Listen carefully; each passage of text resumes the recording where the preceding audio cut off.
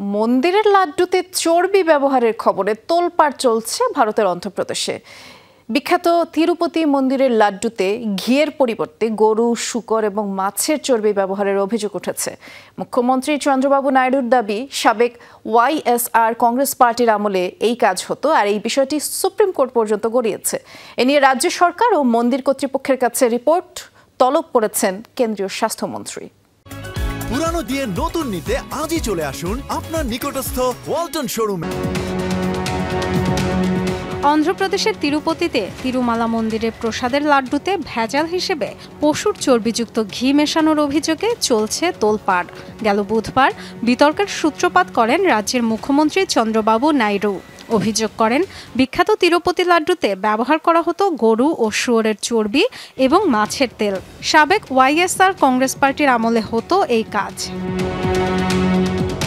গুজরাটের একটি সরকারি ল্যাবে পাঠানো নমুনা পরীক্ষায় দাবির পক্ষে সত্যতাও মেলে। পরীক্ষার বিস্তারিত ফলাফল প্রকাশের পর তীব্র ক্ষোভ ছাড়ে ক্ষমতাসীনরা। देश का 100 करोड़ हिंदू कानून को हाथ मिलेगा।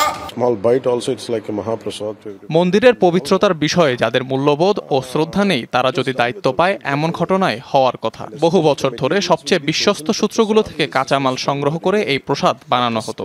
এর আগে কেউ তা লঙ্ঘনের সাহসই করেনি। এমন ঘটনাকে ধর্মীয় অনুভূতিতে আঘাত হিসেবে দেখছে ভক্তরা। সারা দেশ থেকে তিরুপতি দর্শনের জন্য আসে ভক্তরা। কেবল দেশ থেকে নয়, বিশ্বের অন্যান্য জায়গা থেকেও আসে। কোনো ভক্তের অনুভূতিকে আঘাত করা উচিত নয়।